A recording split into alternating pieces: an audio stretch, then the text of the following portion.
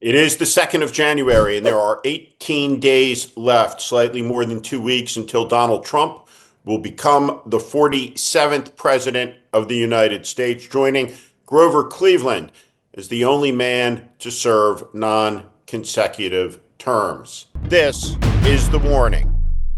The president in waiting was in fine fiddle at Mar-a-Lago on New Year's Eve. The entire Maga menagerie assembled for a night of partying and observation. Here's Ted Cruz. It seems like he's casting his gaze on something. Looking at these people, every American should appreciate the catastrophe at hand. And for Democrats, and I'm not talking about the 74 million that voted for Kamala Harris and the independents. I'm talking about the leaders of the party who architected this disaster. The American people chose these people over you. And yet, the people who brought this to the American people, the leaders of the Democratic Party, think they ran a flawless campaign.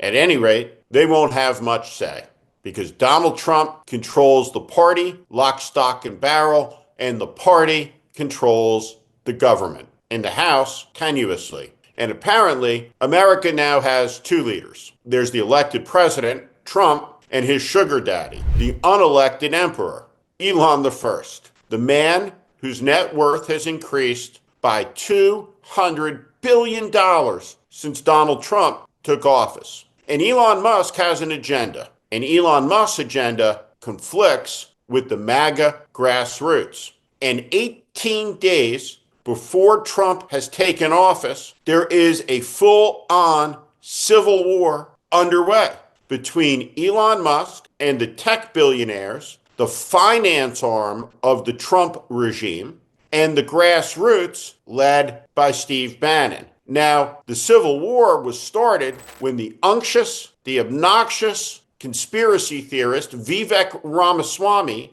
denounced American culture. Ramaswamy made the point that it's Elon Musk who makes America strong, not the other way around. At any rate, they insulted the base of Trump's party, called them retarded, and many worse things. And all of this has led to Steve Bannon, the intellectual architect of the MAGA movement, to say this about Trump's daddy.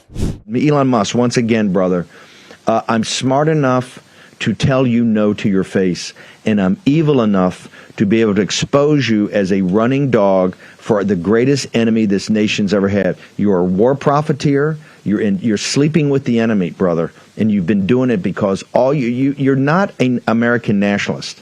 You're not even an American. All you are is a globalist, okay? A globalist. And you will go where anybody writes you a check, and you would take it from Adolf Hitler himself because you're taking it from people that are as bad as Adolf Hitler. And this. You're going to go to war on the likes of which you cannot possibly comprehend. You're a man-child, to be blunt. I hate to make it personal, but what you have done is try to trash individuals punching down. Remember, the first rule of gladiator school, bro, don't punch down. Either punch up here or punch up. And this. Don't come up and go to the pulpit in your first week here and start lecturing people about the way things are going to be. If you're going to do that, we're going to rip your face off.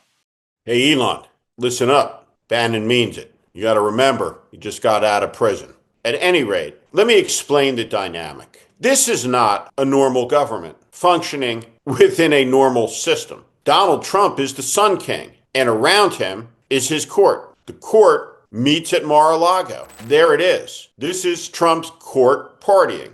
Look at these people. By the way, do you have any neighbors that look like any of these people? They look like characters from the Hunger Games living in the capital, Panem. Truly, the leaders of the country increasingly don't only not look like the people who live in the country, they look like a different version of humanity, like Star Trek characters. The faces of MAGA. At any rate, these people in 18 days will be in charge. And they will compete with each other viciously to get closer in a zero-sum game. If there's room for 4 people around Trump, the goal with these people is not to create space for a 5th.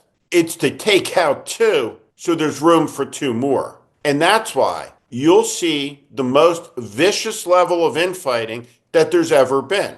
Can you imagine? There was an email that was sent out that reminded all of these vicious charlatans and cranks that, in fact, there's only one president of the United States, and that person is the one who speaks for the United States. Not Elon, not anybody else. The days ahead are going to be very trying. The MAGA movement is flush with victory, and the Democratic Party remains flat on its back. 2025 is going to be a year of chaos, a year of extremism, but then a spark will be lit. A moment will come, and an energy will form. And from that place, on that spot, in that moment, resolve will harden, and opposition will harden, and there will not be one step taken back after that. Instead, Trump will start taking steps back. He'll start to be pushed back by a growing majority of Americans who look at this freak show, who look at the corruption, who look at the taking, who look at the double dealing and say, enough. Immigration will be the great fault line of the Trump administration. And he has promised to open his presidency with a police action, the deportation of upwards of 20 million people. Get ready for the greatest abuse of civil liberties in American history, at least living American history. It's coming. The Democrats aren't ready for it. The American people aren't ready for it. But here at The Warning, we are ready for it. Ready to cover it, ready to talk about it, ready to respond to it, ready to hold the line against it, and ready to talk to this community about what's happening, why it's happening, and how to stop it. 18 days from now, the Biden presidency is over.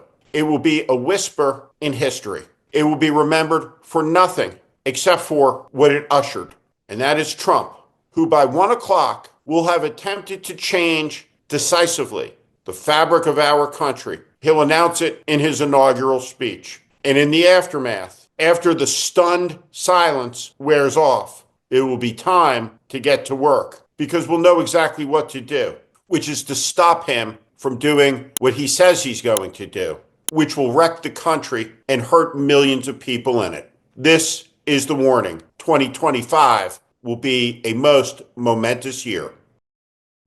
I'm Steve Schmidt. This is The Warning, and I invite you to subscribe on our Substack, on our YouTube channel. Follow us. Welcome to the community.